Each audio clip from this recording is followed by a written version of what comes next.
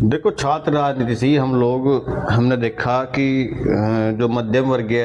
लोग हैं, जो निम्न स्तर के लोग हैं, उनका एक प्रकार से शोषण होता हुआ आया। चाहे वो अब की जो शिक्षा प्रणाली है, जो शिक्षा व्यवस्था है, जो पूंजीपति लोगों के हाथ में चली गई, तो अगर हमने सोचा कि अगर इनके खिलाफ कोई आवाज़ नहीं उठाएगा तो ये इसी प्रकार दबती चली जाएंगी और आने वाले समय में वही लोग पढ़ पाएंगे, वही लोग लिख पाएंगे जो इनके पिता है तो बड़े पूंजीपति होंगे, बड़े व्यापारी होंगे, सरकारी नौकरी में होंगे। बाकी के लोग आने वाले समय में शिक्षा से भी वंचित रह जाएंगे, क्योंकि सरकार सरकारी स्कूलों को बंद करती जा रही, कॉलेजों में सरकारी यूनिवर्सिटियां कम खुल रही हैं, और हैं तो उन पर दबाव इतना है कि एक एक सीट पे सैकड़ों सैकड़ों हज़ार छात्र एक एक सीट को लेने के लिए संघर्ष करता नजर आता है। प्राइवेट यूनिवर्सिटियों में पैसे देने का छात्रों पे जो गरीब तबके के लोग हैं, मध्यम वर्गीय परिवारों के लोग हैं, किसान मजदूरों के लोग हैं, उनके पास पैसा नहीं है कि वो प्राइवेट यूनिवर्सिटियों में, प्राइवेट कॉलेजों में लाखों रुपए की फीस जमा करके तब एडमिशन ले ले।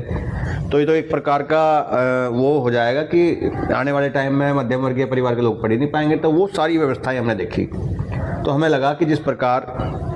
आज़ादी की लड़ाई में शहीद भगत सिंह, सुखदेव, राजगुरु और तमाम क्रांतिकारी शहीदों ने अपना योगदान दिया कि आने वाले भारत कैसा होगा, और इस पूंजीवाद के खिलाफ लड़ाई लड़ी, इन सब चीज़ों जो आज के टाइम में चल रही हैं उन सब चीज़ों के खिलाफ उन्होंने लड़ाई लड़ी। तो हमें ये देखते हुए इस क्षेत्र में आना पड़ा कि चलो कोई तो हो आवाज़ उठाने के लिए, कोई तो लड़ाई लड़ने के लिए तैयार हो, तो हमने पहल करी। जो तमाम पहले के नेता थे, छात्र नेता थे, या फिर बात करें उसी में गवर्नमेंट कॉलेज बहुत हैं, तो ऐसी क्या व्यवस्था है कि छात्र नेता अब नहीं आ रहे आपके बाद, जैसे एक टाइम होता है उसके बाद आने कम हुए, और गवर्नमेंट कॉलेज की भी दुर्दशा हो रही है, प्राइवेट कॉलेज ज़्यादा आ रहे हैं, तो ऐसा क्यों है? देखो, छात्र राजनीति तो पहले से होती आई, पहले से छात्र नेताओं ने अपनी आवाज़ उठाई, फिर उसके बाद जो छात्र राजनीति के लोग हैं वो अपना आगे की तो किसी पार्टी में चले जाते हैं या फिर किसी और प्रकार से राजनीति में, समाज क्षेत्रों में आते हैं, तो नए छात्र कॉलेज यूनिवर्सिटी में आते हैं, वे फिर नई लड़ाई लड़ते हैं। तो इसी प्रकार ये तो एक साइकिल है, घूम रही है। पहले भी लोग लड़ाई लड़ रहे थे, आज भी लड़ाई लड़ रहे। अब हमने भी किसानों का संगठन बनाया, किसान मजदूरों की लड़ाई लड़ रहे, पहले छात्रों की भी लड़ाई लड़ी,